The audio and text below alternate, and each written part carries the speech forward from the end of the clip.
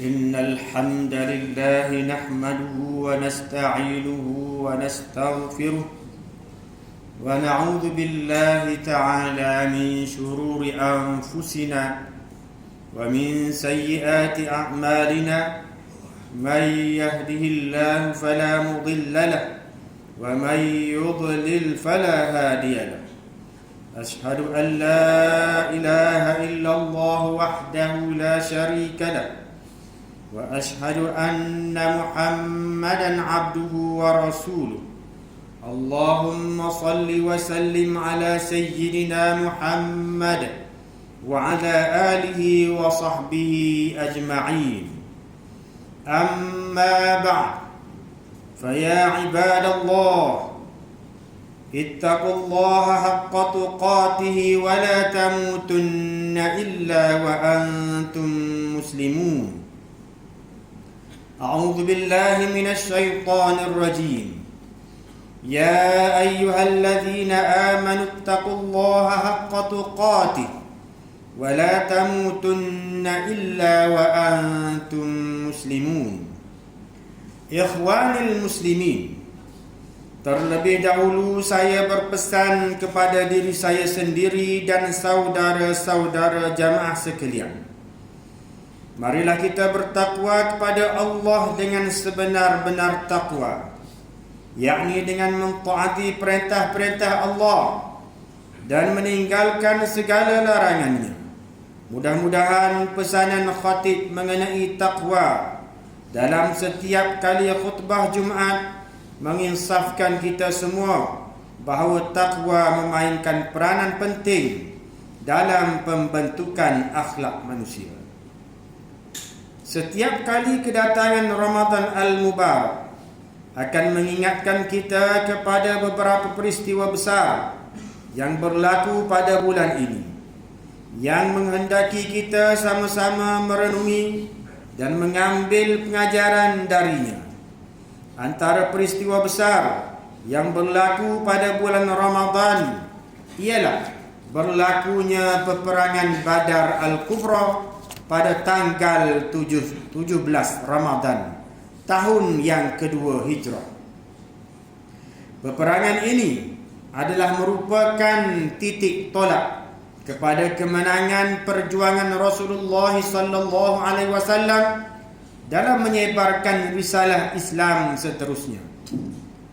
Peristiwa yang bersejarah ini berlaku setelah Rasulullah sallallahu alaihi wasallam mendengar berita bahawa kafilah perniagaan Quraisy pimpinan Abu Sufyan bin Harb sedang dalam perjalanan pulang dari Syam menuju ke Mekah.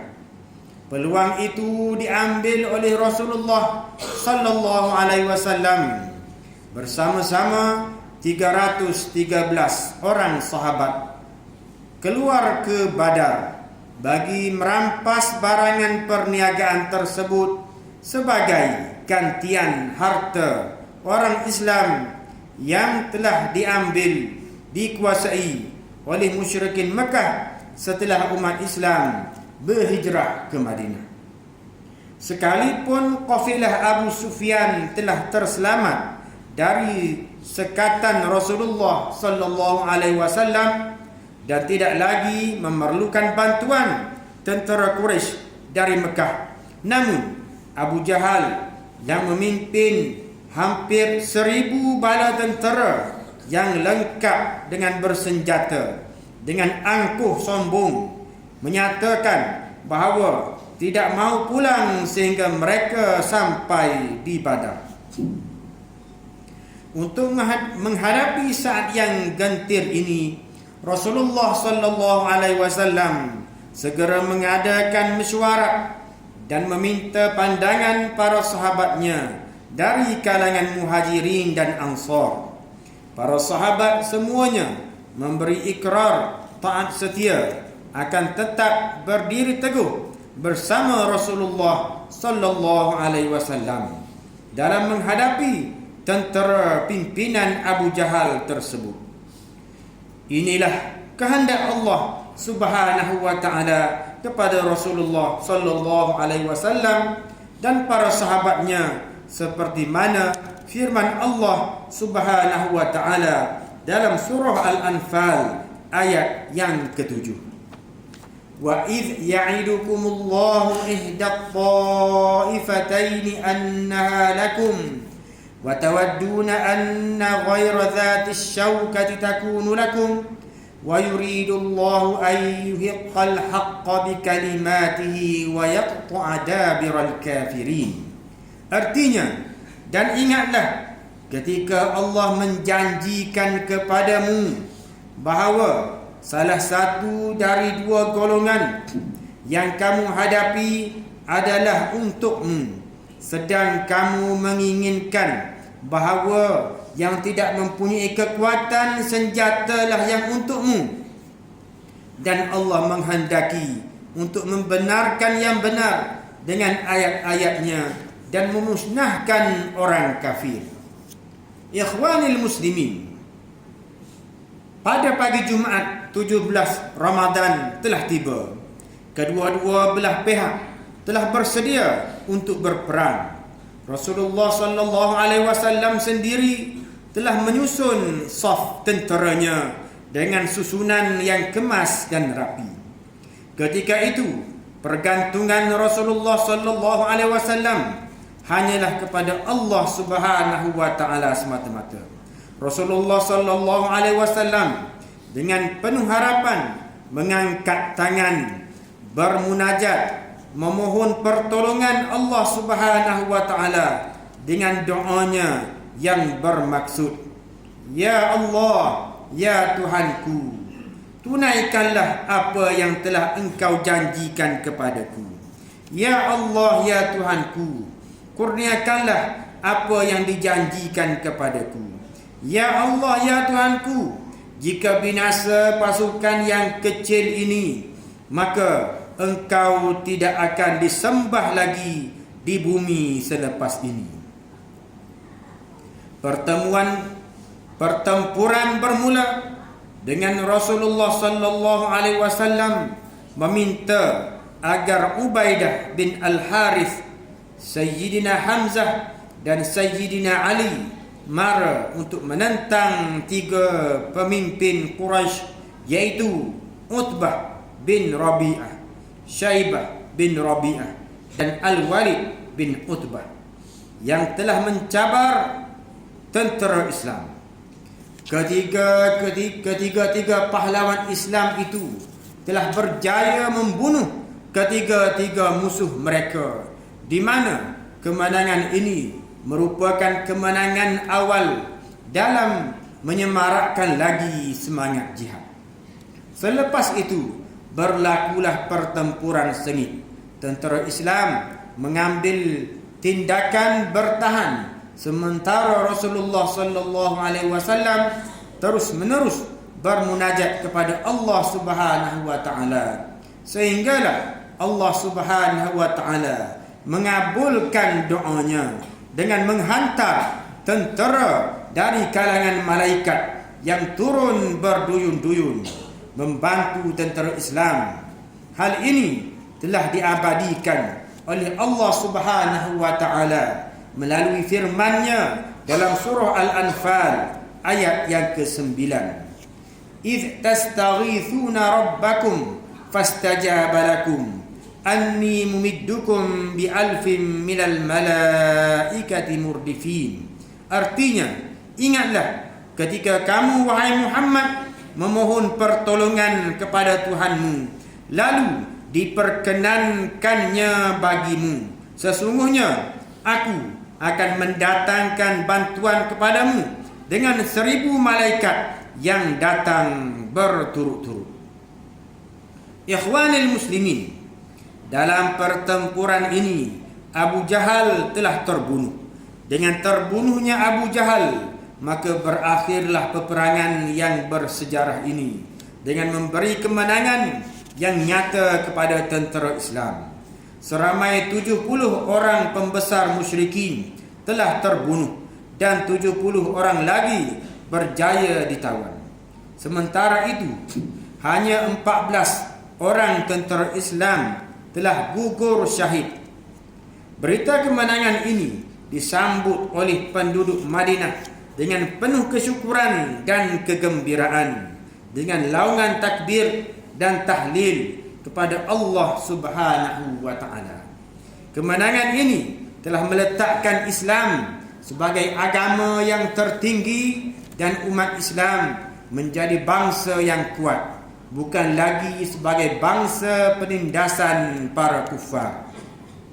Melalui peristiwa peperangan Badar Al-Kubra yang penuh bersejarah ini, terlalu banyak pengajaran dapat kita petik dan teladani sebagai bekalan kehidupan harian kita. Antaranya ialah, yang pertama, agama Islam yang kita anuti dan nikmati hari ini adalah merupakan hasil perjuangan yang menuntut pengorbanan yang tinggi dari para pendukungnya, khususnya Nabi Muhammad dan para sahabat baginda sallallahu alaihi wasallam. Oleh yang demikian, marilah kita hargai Islam ini dengan mengamalkan amal ibadah sepenuhnya. Yang kedua, syura atau bermesyuarat. Sebelum membuat apa-apa keputusan dalam perkara yang tiada nas yang jelas dalam Al-Quran dan As-Sunnah adalah merupakan asas pentadbiran dan politik Islam yang tidak harus diabaikan.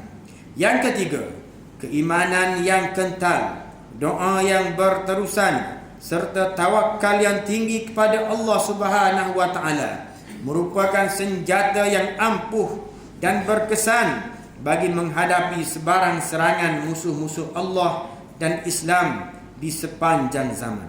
Yang keempat, sesuatu kebenaran itu tidak akan dapat ditegakkan jika ia tidak disertai dengan strategi yang betul, perancangan dan penyusunan yang kemas dan rapi.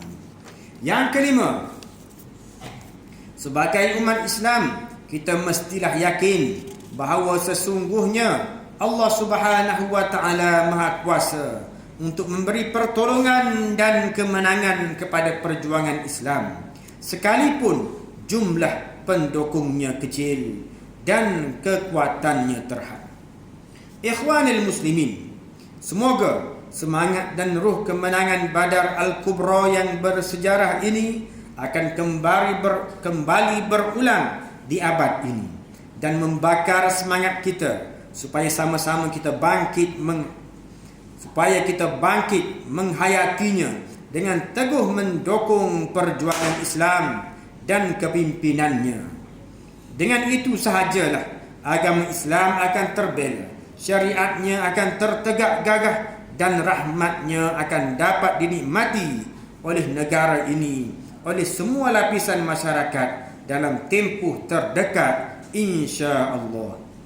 Di kesempatan ini juga, marilah kita berdoa agar saudara-saudara kita di bumi Palestin yang sedang berhadapan dengan Zionis Israel agar diberi kekuatan dan semangat Badar Al-Kubra untuk mengalahkan Israel.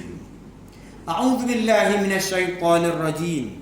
Inna Allah ashtara minal mu'minina anfusahum wa amwalahum bi anna lahumul jannah يقاتلون في سبيل الله فيقتلون ويقتلون وعدا عليه حقا في التوراة والإنجيل والقرآن ومن أوفى بعهده من الله فاستبشروا ببيعكم الذي بايعتم به وذلك هو الفوز العظيم. Artinya, sesungguhnya Allah telah membeli dari orang mukmin diri dan harta mereka dengan memberikan syurga untuk mereka. Mereka berperang pada jalan Allah, lalu mereka membunuh atau terbunuh. Itu telah menjadi janji yang benar dari Allah di dalam kitab Taurat, Injil dan Al-Quran. Dan siapakah yang lebih menepati janjinya selain daripada Allah? Maka bergembiralah dengan jual beli yang telah kamu lakukan itu, dan itulah kemenangan yang besar.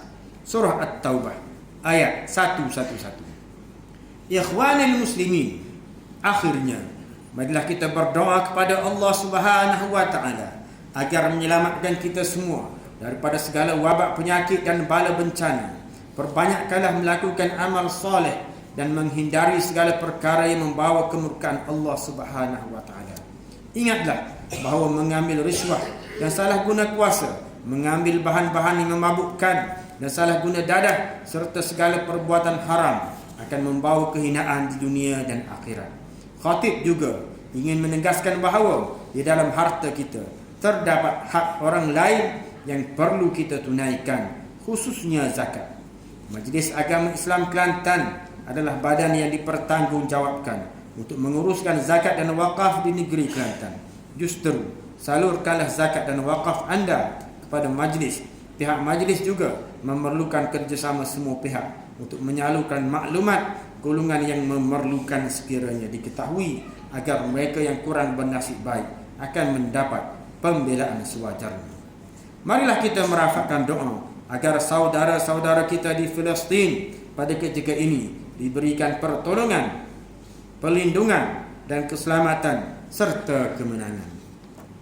Barakallahu li wa lakum bil Qur'anil azim wa nafa'ani wa iyyakum bima fihi minal ayati wadh-dhikril hakim wa taqabbala minni wa minkum tilawatahu innahu huwas samiul alim. Aqulu qawli hadha wa astaghfirullahal azim li wa lakum wa lisairil muslimina wal muslimat wal mu'minina wal mu'minat al ahya'i minhum wal amwat fastaghfiruhu innahu huwal ghafurur rahim.